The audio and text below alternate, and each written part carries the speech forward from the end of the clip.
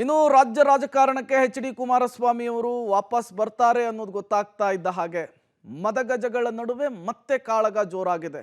ಅದು ಕೂಡ ಮಾತಿನ ಪ್ರಹಾರದ ಮೂಲಕ ಈ ವಾಗ್ಯುದ್ಧ ನಡೀತಾ ಇರುವಂತದ್ದು. ರಾಜ್ಯದಲ್ಲಿ ಎಚ್.ಡಿ.ಕೆ ವರ್ಸಸ್ ಡಿ.ಕೆ ಶಿವಕುಮಾರ್ ಹೊಸ ಯುದ್ಧಕ್ಕೆ ಸಜ್ಜಾಯ್ತಾ?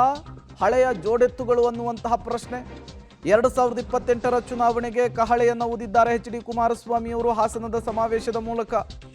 ರಾಮನಗರದಲ್ಲಿಯೇ ಡಿಕೆಶಿಗೆ ಕೌಂಟರ್ ಅನ್ನು ಕೊಟ್ಟಿದ್ದಾರೆ ಎಚ್.ಡಿ.ಕೆ. 2028ಕ್ಕೆ ನಮ್ಮದೇ ಸರ್ಕಾರ ಅಂಥೇಳಿ ಎಚ್.ಡಿ.ಕೆ ಭವಿಷ್ಯ ನುಡಿದಿದ್ದಾರೆ. ಇದೇ ವೇಳೆ ಡಿ.ಕೆ ಬ್ರದರ್ಸ್ಗೂ ಕೂಡ ಪೊಲಿಟಿಕಲ್ ಕೌಂಟರ್ ಕೊಟ್ಟಿದ್ದಾರೆ.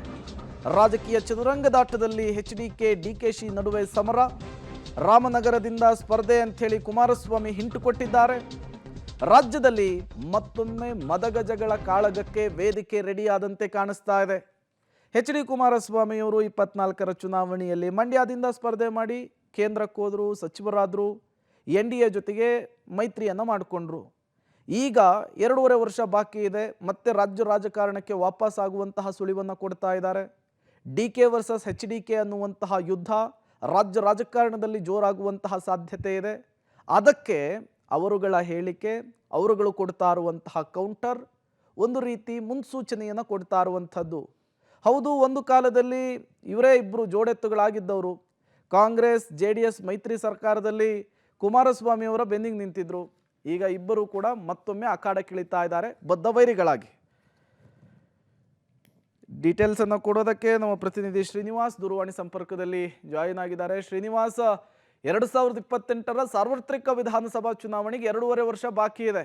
ಅದಕ್ಕೂ ಮೊದಲೇನೆ ಇಬ್ಬರ ಮಾತುಗಳನ್ನು ಗಮನಿಸ್ತಾ ಇದ್ರೆ, ಬಾಡಿ ಲ್ಯಾಂಗ್ವೇಜ್ ಅನ್ನು ಗಮನಿಸ್ತಾ ಇದ್ರೆ 2028ರ ರಣಕಣ ಇಬ್ಬರ ನಡುವೆನೇ ರಂಗೇರಬಹುದಾ ಅಂತ?